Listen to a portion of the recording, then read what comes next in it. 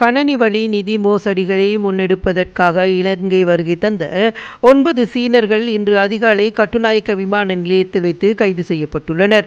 இவர்களிடமிருந்து 2,40,20,000 ரூபாய் பெறுமதியான மின்னணு தொடர்பு சாதனங்கள் விமான நிலைய சுங்க அதிகாரிகளினால் கைப்பற்றப்பட்டுள்ளன.